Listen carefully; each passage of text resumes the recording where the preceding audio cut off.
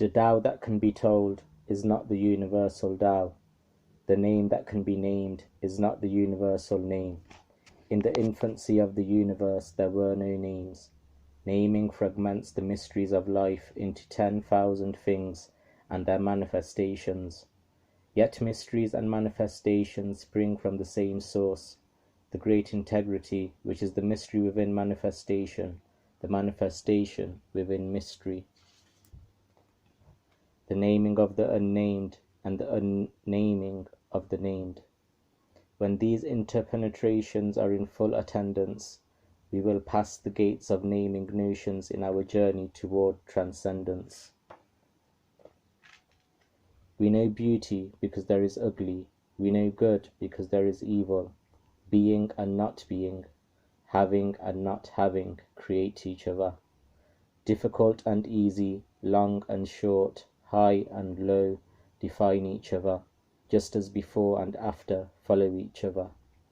The dialectic of sound gives voice to music, always transforming is from was, as the ancestors of to be. The wise teach without telling, allow without commanding, have without possessing, care without claiming.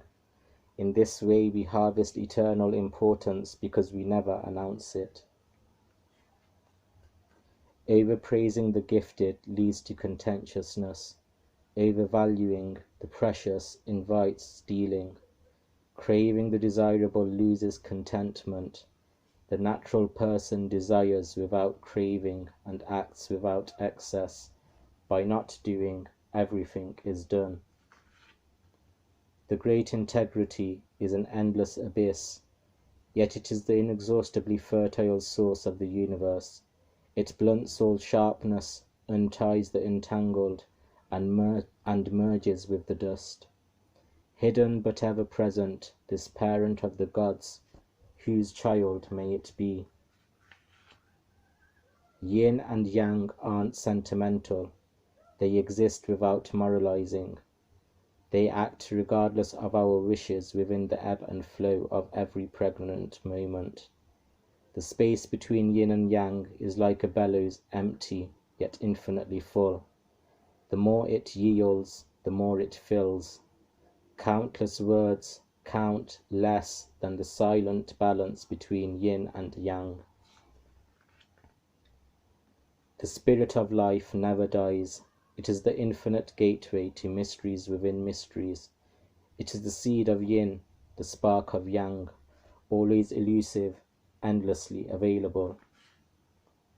The great integrity, having had no birth, expresses its immortality without pronouncements. The wise are heard through their silence, always self-full through selflessness. The highest good is like water, nourishing life effortlessly, flowing without prejudice to the lowliest places.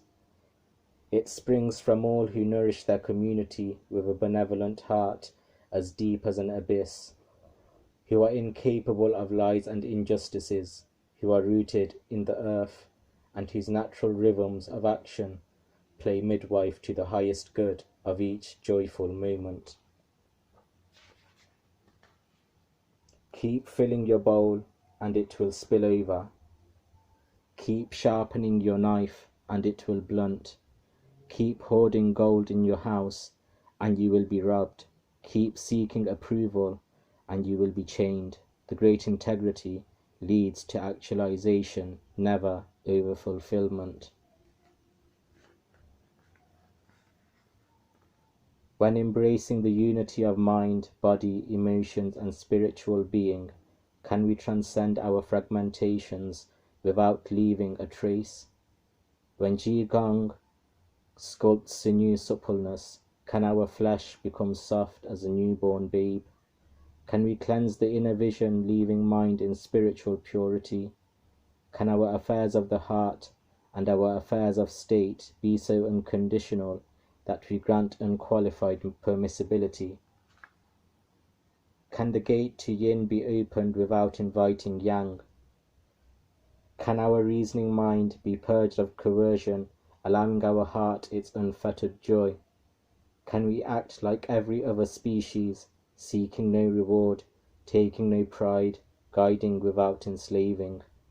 Such is our vision of the great integrity on whose path we have at last planted both feet, ready to move step by step until we arrive at the great unfettered gate. We join 30 spokes to the hub of a wheel, yet it's the center hole that drives the chariot. We shape clay to birth a vessel, yet it's the hollow within that makes it useful. We chisel doors and windows to construct a room, yet it's the inner space that makes it livable.